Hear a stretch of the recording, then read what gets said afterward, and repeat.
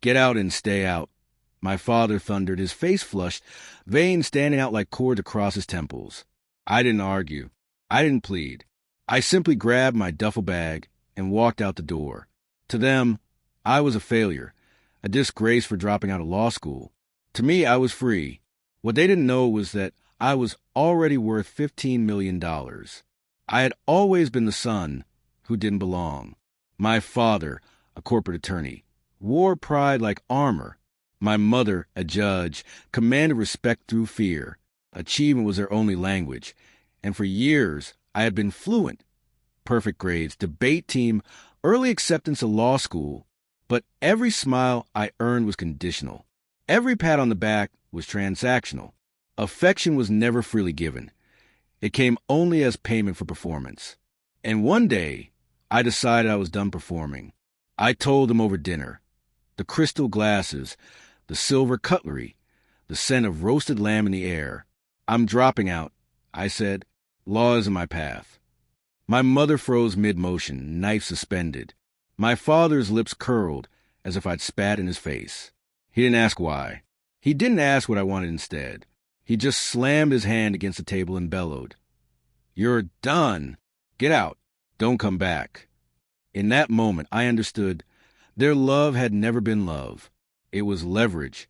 What they didn't know was that law wasn't the only thing I had been studying. While they drilled tort law and case studies into me, I was teaching myself coding, algorithms, and trading systems. By 22, I had built software that predicted market trends faster than hedge funds.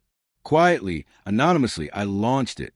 Within 2 years, I had investors. Within 3, my net worth reached $15 million.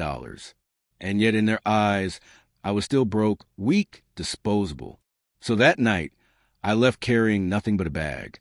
The next morning, I signed papers for a Malibu mansion overlooking the Pacific.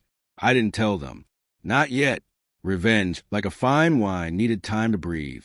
For 3 weeks, I let silence rule. I let them think I was sleeping on couches, that I was broken. Meanwhile, whispers spread in their social circles. The failure son had left home with nothing. At charity dinners, golf clubs, country clubs, they spoke of me like I was a ghost. Then opportunity came. My father's firm was struggling, lawsuits stacking up, clients defecting. A tech investor stepped in, willing to inject fresh capital. A mysterious investor no one had met in person. Me, I sent an associate to sign on my behalf. Millions were wired, the firm temporarily saved. My father celebrated in the press, calling it a visionary partnership. He didn't realize he had just sold me 49% of his empire. Within days, I had access to emails, contracts, and financials. And what I found wasn't just arrogance. It was rot, hidden debts, illegal deals buried in legal jargon. My father wasn't just ruthless. He was reckless. I didn't expose him immediately. No, that would have been mercy. I tightened my grip, made quiet calls. One by one, his partners turned. His clients withdrew. Then came the night, the charity gala. Black tie, champagne flowing, my parents in their finest attire. I arrived late. Silence followed me as I walked in. My father saw me and stiffened. His smile faltered. My mother's face drained of color. I approached the podium, papers in hand. The crowd fell quiet. I'd like to thank the board, I said calmly. As of tonight, I will be assuming majority control of Harrison and Cole. Gasps and murmurs spread through the room. That's impossible, my father shouted, face turning purple. I handed the microphone to the host and turned to him, sliding the signed contracts across the podium. It's not only possible, it's legal. Every partner here approved it. His knees buckled. My mother clutched his arm, whispering frantically. I leaned close enough for him to hear. You told me to get out, and I did. But when I came back, I brought the keys. The crowd erupted, half in shock, half in applause. Cameras flashed. My father sank into his chair. A titan turned to stone. That night, I drove back to Malibu.